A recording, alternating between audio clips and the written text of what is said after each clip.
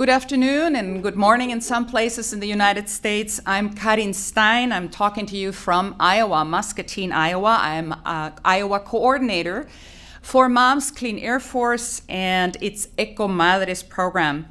I'm Colombian by nationality, but I have lived in Iowa and have been a resident here for over 40 years, and it is my honor to present today this press event on World Asthma Day. Hola, soy Karin Stein, coordinadora estatal en Iowa para Moms Clean Air Force y su programa Ecomadres. Soy colombiana de nacionalidad, pero he vivido en Iowa por más de 40 años y me siento honrada de ser la anfitriona de esta rueda de prensa en el Día Internacional del Asma. Before I continue, I want to take a moment to acknowledge the flooding that this community is facing, as well as other communities along the Mississippi River. This is a serious threat, and we hope for the best outcome for the communities along the Mississippi, and that includes Muscatine. About Moms Clean Air Force, we are a national organization of over 1.5 million moms and dads and grandparents and caretakers, and we are dedicated to protecting children and other vulnerable individuals from air pollution and the climate crisis. And our guiding principle is to fight for environmental justice. We believe in fighting for justice in every breath. And you'll see us everywhere in these red t-shirts or with a big red button on our clothing. You'll see us like this on CNN. You'll see us like this talking to a legislator. Just find us. Find the red t-shirts with the square logo. En Ecomadres y su programa, en Moms Clean Air Force y su programa Ecomadres, nos dedicamos a nivel nacional a proteger a los jóvenes e individuos vulnerables de la contaminación del aire y de la crisis climática, y luchamos por la justicia ambiental. En Estados Unidos, las comunidades latinas se ven desproporcionadamente afectadas por la contaminación del aire y las enfermedades respiratorias, y también los efectos de la crisis climática. Por lo tanto, es importante para mí que los hispanoparlantes que me estén escuchando sepan que estoy a la orden para cualquier consulta en español.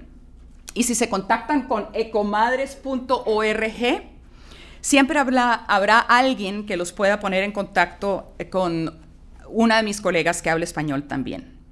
In the interest of time, my remarks will be mostly in English, but I wanted to make sure that Spanish speakers feel comfortable reaching out to me in their native language, because after all, lung disease rates among Latinos and Latinas nationwide are disproportionately high, and 65% of Latino communities in this country are located in areas whose air quality falls below national standards. As mentioned, today we are commemorating World Asthma Day by talking about the pulmonary health of Iowans, particularly in this community, Muscatine, Iowa, and to talk about what needs to be done in order to improve the health of Iowans. This community, Muscatine, has had a long history of air pollution stemming from heavy industry and energy utilities running on coal and spewing out particulate matter in many forms. Over time, and thanks to the activism of affected individuals in this community, air quality in Muscatine has improved significantly since the horrid early 2000s through about 2017 and 18. And yet, adult asthma rates have risen in Muscatine since then, as well as COPD. Dr. Blount, what does COPD stand for? So it's chronic obstructive pulmonary disease. Chronic obstructive pulmonary disease. Same thing, emphysema is another way. Emphysema, okay. So those have risen despite improving air quality readings, and there are reasons for this. Pediatric asthma has decreased somewhat, but we need to keep working on assuring that industries protect local residents by adhering to the evolving standards of the EPA, which are based on medical research. And one thing that stands out in my mind is the prevalence of utility plants running on coal. And one of the largest in this area is operated by Mid-American Energy, very close to where we are now. As a mother and as someone who was trained in the sciences, the prevalence of coal plants in this area and around the state of Iowa concerns me hugely for several reasons. First, Air pollution from coal-fired power plants is linked to a number of health dangers, including asthma, cancer, heart and lung ailments, neurological problems, dementia, and developmental and cognitive delays. Coal-fired power plants are on the decline in the United States because of cheaper and cleaner alternatives, including renewable energy sources. Yet as of 2022, 200 coal plants, many old, costly, and inefficient to operate, remain. And while a quarter of these, spanning 25 states, have plans to close by the end of 2029, Mid-American has not yet revealed a plan to close its remaining coal plants by 2030, which is what we are asking for here today. As a consumer of energy and as a person from the tropics, I really do appreciate that our utility companies make it possible for me to heat my home in the winter. I am not being ungrateful, but as a consumer, I need to know that what I consume is brought about in the cleanest way possible, and coal does not fit that description. Second, what concerns me is that coal-fired power plants are an infamous source of toxic pollution. They spew mercury and 80 other dangerous pollutants, from arsenic to acid gases to the carbon dioxide that is warming our planet. Mercury, for one, is not safe for humans at any concentration, especially not for fetuses and small children. Mercury released from burning coal turns into methylmercury in the water, concentrates heavily in fatty tissue of fish. Then in the fatty tissue, it reaches the brains of fetuses when their mothers consume contaminated fish, and the brains of small children who eat the fish. Mercury is one of the most toxic poisons known to science. It can impact children's ability to walk, to talk, to read, to learn. And I want to emphasize again that no amount of mercury is safe for the developing brains. And we are on the Mississippi River. Many, many communities fish along the Mississippi and the Missouri on the west side of Iowa, from here to the Gulf Coast, from here to the Gulf of Mexico. And both rivers are impacted by the energy providers and industry still running on coal, including Mid-American plants. Third, the climate impact of coal plants is huge because carbon, when burned, creates more carbon dioxide, a potent greenhouse gas, than other fossil fuels like oil and natural gas. Which is not to say that a good solution is to switch to natural gas for energy production, as some coal plants have done. Because even though particle pollution readings around plants that have converted to natural gas show improvement, there are numerous dangers associated with the extraction and burning of natural gas. We must get away from burning fossil fuels for the generation of electricity, and we must do so quickly. The last report by the Intergovernmental Panel on Climate Change, or IPCC, from a few weeks ago makes this very, very clear. I'm going to talk from my personal experience. I'm 61 years old. This gives me some perspective in life. I was born and raised in South America, grew up in Central America, have lived in Iowa for a long time. I have family in Colombia, Costa Rica, Mexico, Chile, the United States, Spain, Germany, and India, and I can tell you personal family stories of how the climate crisis is playing out in all of those places. No transition is cheap or easy or free from negative consequences. I acknowledge this. But the climate crisis we have created gives us only one path forward, and that is to stop burning fossil fuels long before 2050. Fourth and last, Black, brown, low-income, and indigenous populations bear a disproportionate burden of environmental harms and adverse health impacts. An outsized number of people of color in the United States live within 30 miles of a coal-fired power plant. And that is true here in Muscatine as well as near the Mid-American coal plants in western and northwestern Iowa.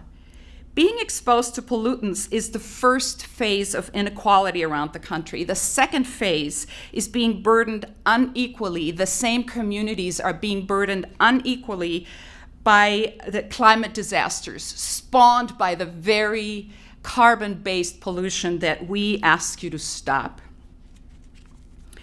Dr. Blount, whom you will hear in a little bit, can no doubt address much better than I the effect of particulate matter on human lungs. But I can tell you, I know enough to say that a grade B, awarded to Muscatine in the last State of the Air report published by the American Lung Association, might be good enough for my lungs to function well over a reasonable period of time, but it's not good enough for people with asthma or the lingering effects of COVID, which was rampant in and around this community because many workers in the region, many of them people of color, were forced to work under unsafe conditions during the worst of the pandemic.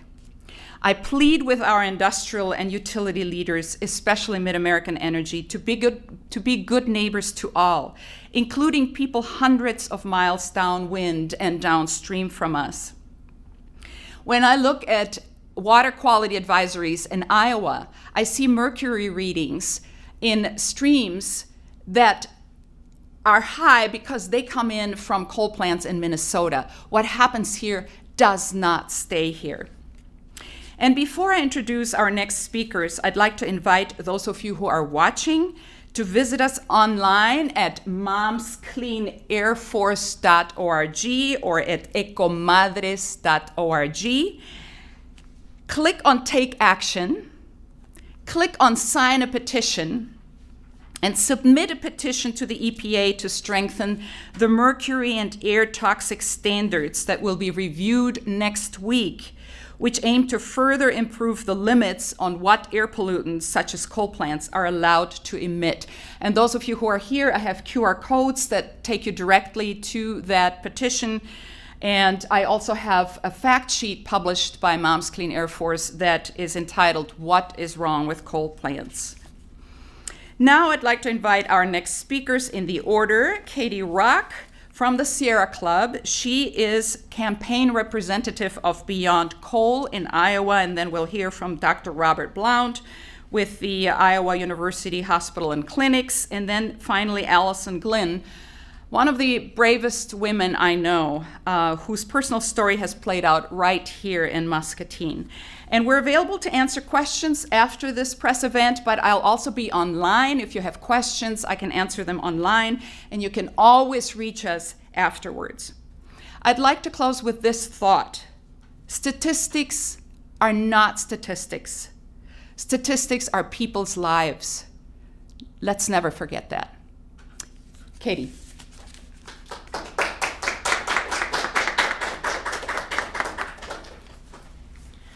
Well, thank you, Corinne.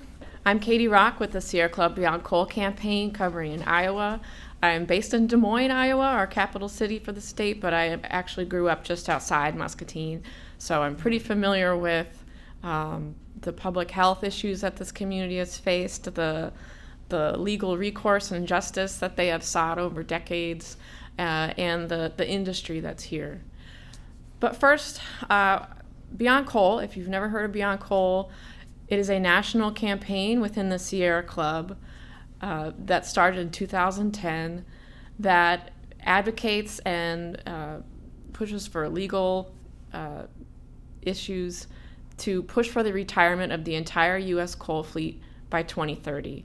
To date, Beyond Coal has prevented the build-out of over 150 coal plants in the United States and had a hand in retiring over 370 coal plants across the country.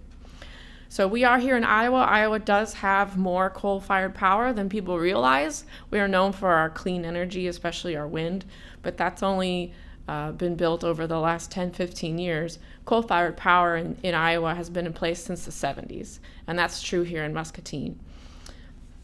So even though these coal plants are uneconomic, we know from recent activities we've been engaged in at the Iowa Utilities Board, from Mid-American's own internal studies, that the Loiza coal plant is among the most uneconomic in its fleet.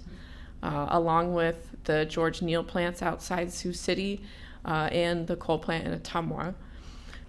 Clean energy is more cost competitive than coal-fired power, and yet we keep these coal plants online, and these communities pay the price.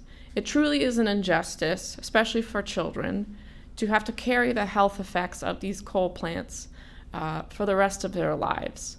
That's what we're here today to talk about, to really bring that to you and make sure that you understand how real this is. So even though these coal plants are in environmental compliance with the Clean Air Act and the Clean Water Act, they remain huge sources of pollution in their communities. So in Muscatine for quite some time has been known to have some of the worst air pollution in the state. It is the only area that in the last 5 years has been in non-attainment status for the Clean Air Act for sulfur dioxide. So that is a result of not only industry like the grain processing and Bayer's glyphosate plant, but also the coal-fired power plants that are run by Muscatine Power and Water, and just downriver from the industry in Muscatine County and Louisa County is the Louisa coal plant. So together with those major industries, those that aren't providing electricity, grain processing, and the Roundup plant, they have shifted to running on natural gas, which does emit less carbon dioxide. But the coal-fired power remains in our community. And we have a time right now, a unique opportunity with recent actions in Congress to shift away from coal power. So that's what the message I'm carrying for you today. Before we have Dr. Robert Blount come up, let's talk a little bit about what those sources of pollution from coal-fired power are. He's going to explain what kind of effect that has on a body, especially a young body.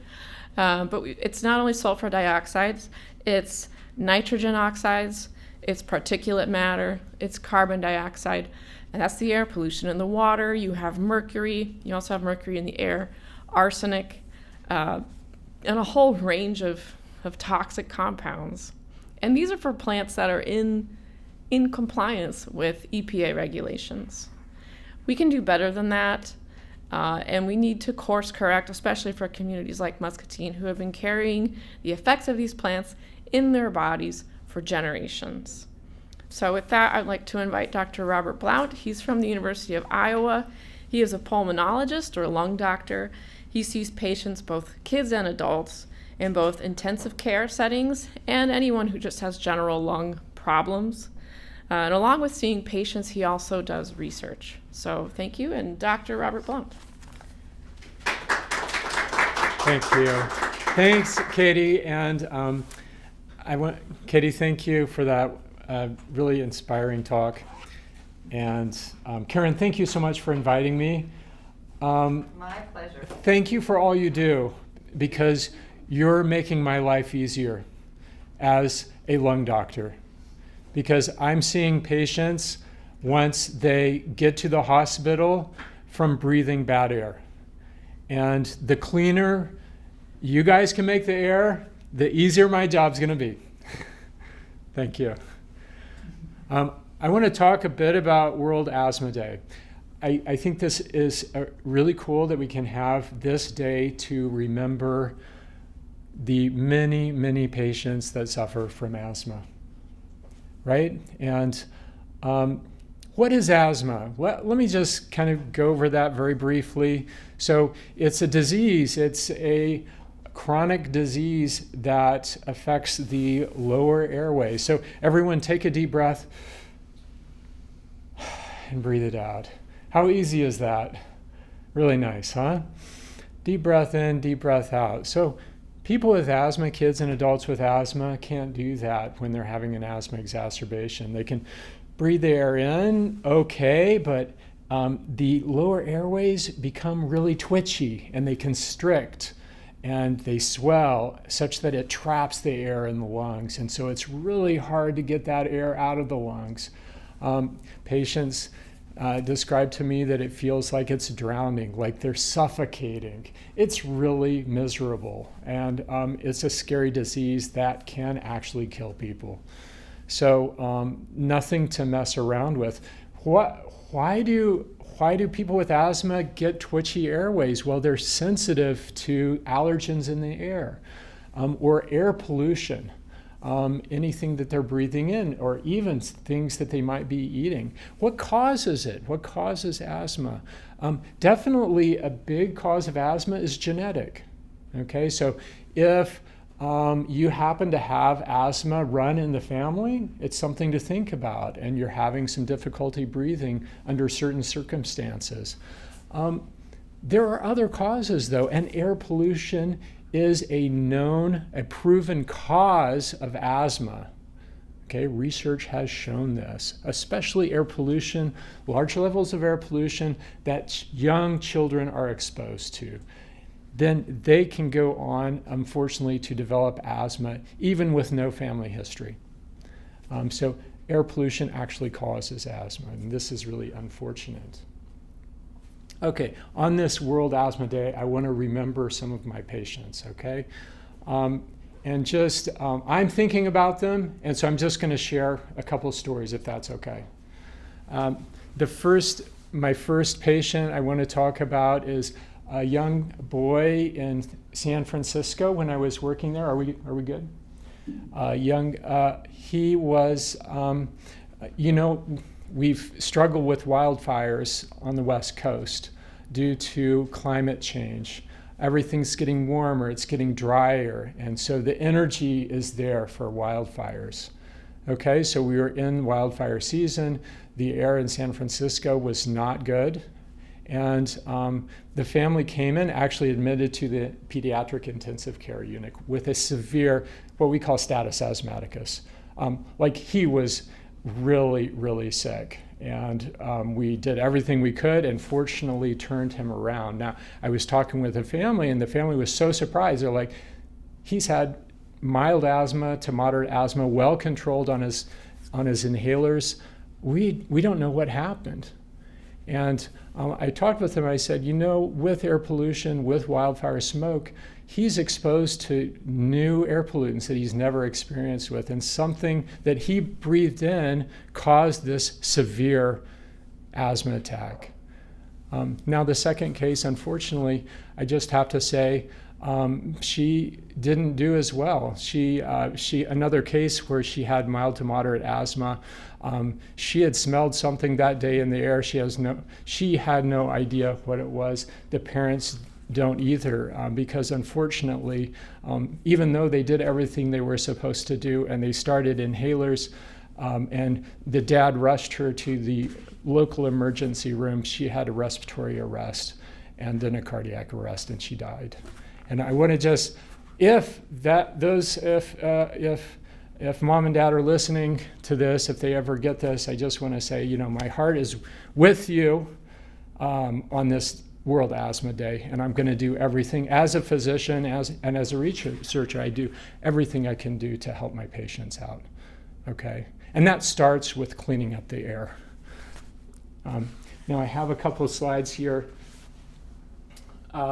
What are the known effects of air pollution? It really affects the lungs and the heart, the cardiovascular system predominantly. We talked about asthma, COPD. We mentioned COPD as well. Air pollution. COPD is predominantly caused by cigarette smoking, but it can also be caused by air pollution worldwide. That is a big cause of COPD. Lung cancer, pneumonia, cardiovascular disease, heart attacks, strokes. And in fact, there are almost 7 million premature deaths from air pollution each year. Next slide. So what's going on in Muscatine with health? Well, you might recognize this slide from the previous slide. Wow, of almost 43,000 people, we have 3,500 cases of asthma. We have more than 2,000 cases of COPD/emphysema, and we even have 26 cases of lung cancer. Cardiovascular disease, almost 2,500 cases.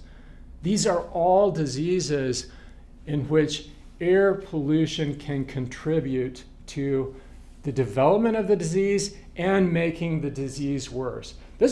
Folks, there are a lot of people here, right here in Muscatine, that are suffering from disease that's potentially preventable. And I know on my watch, I don't want to do anything to harm people. I want to try everything possible to help out my patients. And one thing we can certainly do is to think, gosh, how can we clean up the air pollution in the Muscatine area? Third slide. So this is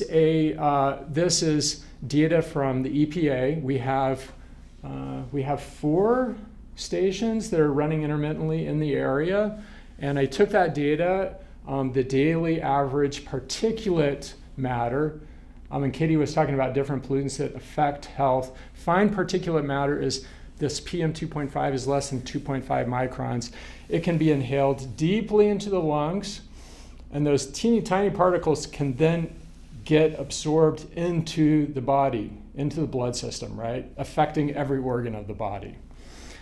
These dots, so on the x-axis here you have the year of 2022, every month of the year.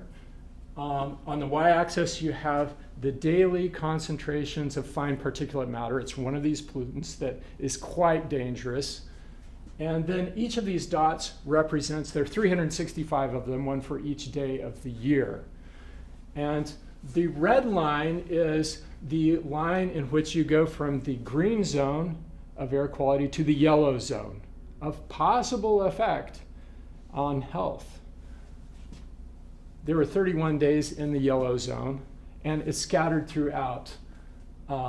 It's scattered throughout the year, and I'm not surprised because, I think there's no respite here. There's a continuous level of high pollution days throughout the year that is affecting health.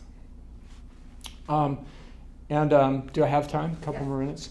So not all is gloom and doom. I want to tell you about one other patient of mine with severe COPD. He came to me, and he was admitted to the hospital. He was ready to die. He was breathing so hard. He was maxed out on oxygen. He had severe end-stage COPD emphysema. And guess what? He's a never smoker. Never touched a cigarette. Very healthy living all his life.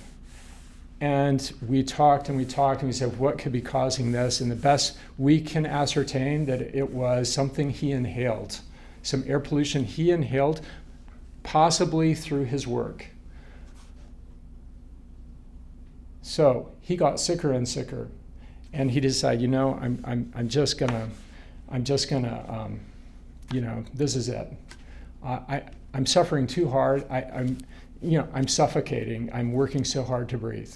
Okay, so we moved him over to the palliative service, but then I talked with him and I talked with my colleagues to work him up for a lung transplant, and because in every other way he was quite healthy, and he got a lung transplant, and I met him recently at discharge, and we were hugging, and it was a wonderful feeling, We're doing everything from start to finish to try and help people. We're cleaning up the air, we're treating people, we just do what we can. And with that, I think I'm going to move on to Allison Glenn. Allison and I met several years ago, 3 years ago, because she had brought me her son, Grayson, with severe asthma. And these, you can see those bad air days. The bad air days sprinkled throughout. There's no respite. And Grayson was having recurrent asthma attacks from the bad air days in Muscatine. It kept coming up. We kept trying things. And I'm remembering you as a mom on this asthma day, the struggles you have to go through to take care of your child. And Allison also has a a degree from University of Iowa in environmental science. And so, come on up.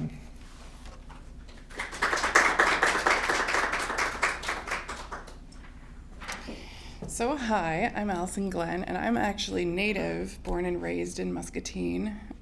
So a lot of familiar faces here. Good. So, Dr. Blount was talking about, my youngest son was kind of my motivator as to kind of my career path and also what I ended up doing later on in life, because early in life, my family, of course, we lived at the very edge of South End. And if you are familiar with Muscatine, South End area, especially way back when, was a very undesirable place to live due to a lot of the industry. Because Muscatine is a heavy, heavy industrial city. That's kind of what we were built on. We were built on, the button factory. We were built on industry, and we were built on just all kinds of industrial factories around town. And even when I became 18, my very first job was working in a factory. I worked in a steel plant for a couple years until I got pregnant with my first child. And my entire family has lived here pretty much from the beginning of time that I can trace back. And those members have always had problems, health problems. And I assume a lot of people can relate to that in Muscatine due to, unfortunately, there were a lot of air quality problems. We still have that to today, and we do have, water quality problems as well, not only due to factories, but also we're a heavy agricultural in the Midwest as well. So you combine all of these things as well as not being well regulated and not being well regulated, and it becomes a problem. So my family, since a few generations ago, we've always had problems, and it wasn't really apparent to me until I had my own son who had his own problems. And then you start connecting the dots. And then once you start connecting the dots, then you start doing your own research, and then you start going in and trying to fix things yourselves and becoming your own activist and trying to fight for, your children and your family. And so due to that, I discovered a lot. And all of a sudden, you find all of these problems in Muscatine and the surrounding communities and within the Midwest and all over the nation that you want to fix. But how do you fix it?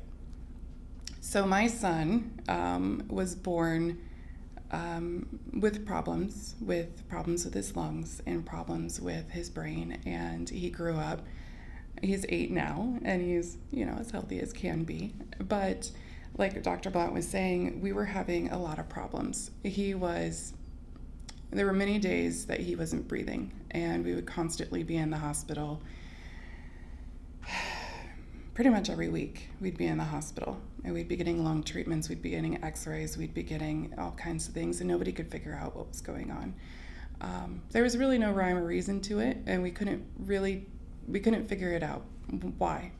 We got referred to Dr. Blount, and he was actually the person that helped us connect the dots that, asthma sometimes, it's not explained, and sometimes it is. And when you start doing your own research and figuring out all the particulate matter that was in Muscatine, especially with all the research that was done here and all of the activism that was done, like say for instance with Clean Air Muscatine, and helping with the coal plants and helping with kind of bringing them, I don't want to say under control, but just helping to bring them to regulation standards, you start to realize that there are reasons.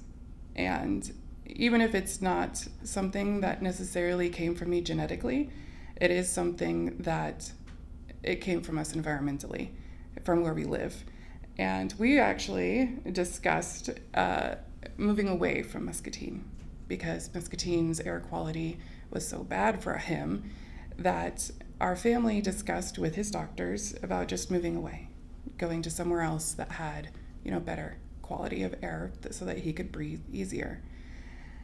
Unfortunately, like many families, especially in the South End area, who is exposed more than, people in the rest of our organization, it's not really possible to just uproot your lives and move away. It's not really possible to just go to somewhere that's better.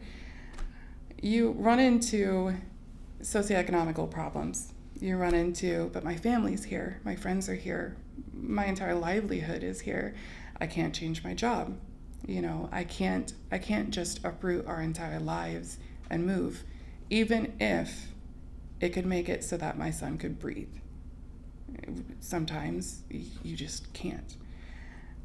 Fortunately, we did get his asthma under control, and he still struggles. He's still on daily medicines of steroids, and we still have visits to the ER, and we still have nebulizer treatments all the time, and his little dog that he knows how to operate because that's how often we do it.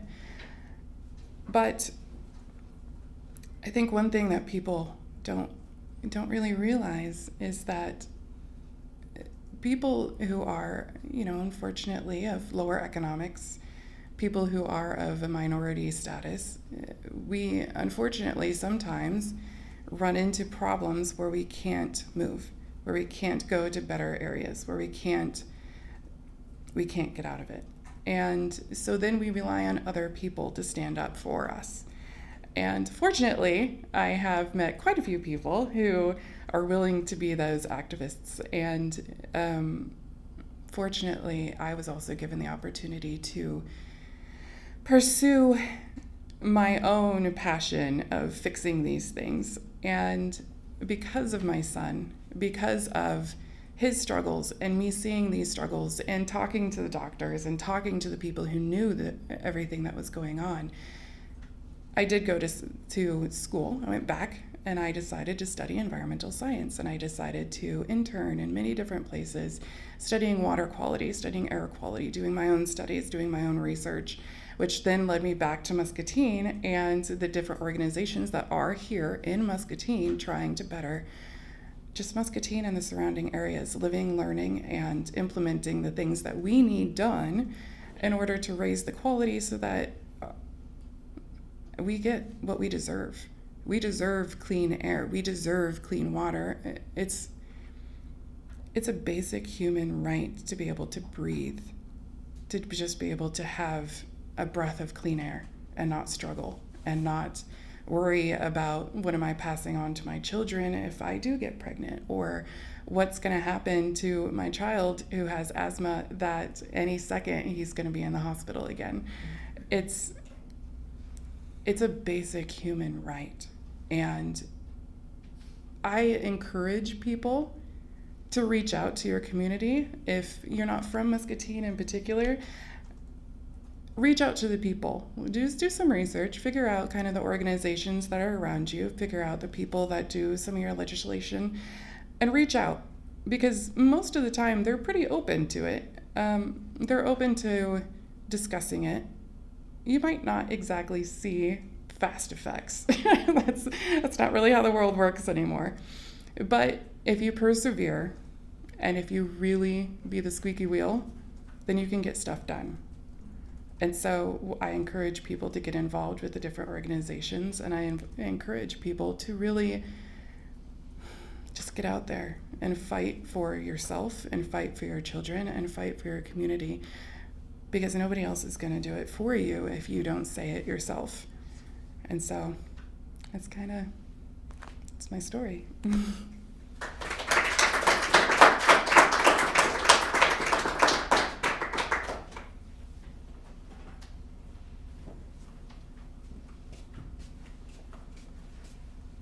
Hello, me again, Katie Rock. Thank you, Allison, for sharing your story and Grayson's story. I know I was really feeling it and really bringing it home of what this means on a day-to-day basis when you don't have clean air. Like you said, it's a human right to be able to breathe. And so as much as this is such a heavy topic, and Dr. Blount brought that home as well, sometimes these problems feel so big, and I often talk to Sierra Club members who feel like what can I do? They want to be activists, but it just feels like the actions you take just seem like a little tiny bite out of this huge apple. And what do? There's a great history of activism in the Muscatine area. Some of the leaders are here in this room. I know you can't see them through our video stream, but thank you for coming. So people have united and spoken with one voice, as Allison said, to talk to their elected leaders, to talk to leaders in their community who sit on key boards and are making decisions that impact the entire community, to push for cleaner air and cleaner water, and ask our industries that shape our towns to correct some of these injustices in public health, and that fight continues. So also around the room we have some diagrams that drive home where all these different sources of pollution are coming from in the area. Dr. Blount focused just one slide on particulate matter, but as Corinne mentioned, there are dozens, hundreds, I don't know, of different pollutants that come from all of this industry. So we are lucky that here in the area we have the legacy of Clean Air Muscatine. We also have a new group that's forming, the Muscatine County Energy District, that's focusing on building out something new, building out something that's clean and enduring and brings or keeps local dollars local for your energy bills and the things that you need to run your home and your business. So those are two groups that you can get involved with, or I think just one. I think CLAM no longer exists, right? Okay, they're nodding. Thank you. So Muscatine County Energy District is your place. The Muscatine Power and Water Board is still weighing how to transition from coal. They have not yet decided but they're planning to retire their coal plant by 2028 completely. Part of it's coming offline this year. And they have not yet decided officially how they're going to replace that coal power. Will they go with gas? Will they go with solar and batteries?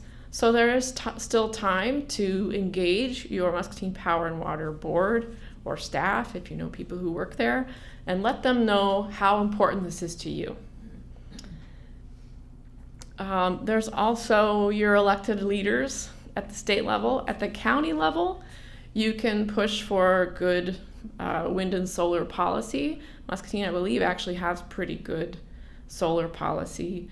Wind, I don't know. I don't think this is an ideal place for wind, but I also have heard that people are, after the Inflation Reduction Act, looking to install clean energy all over the place.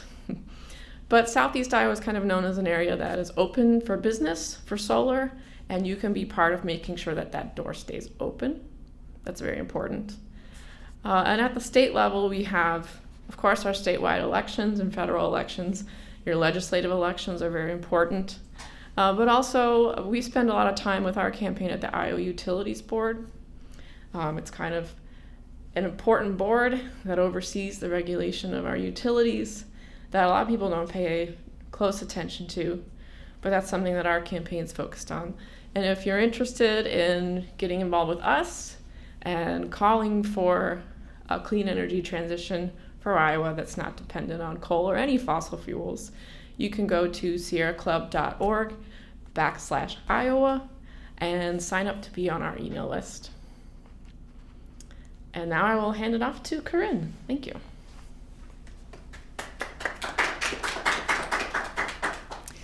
So to conclude, thank you very much for those of you who are in the room. Thank you for those of you who have been posting questions online during the live stream. Please don't stop the process there. We are always reachable. The Cleanup Mid-Am campaign is reachable. Moms Clean Air Force and Ecomadres are reachable.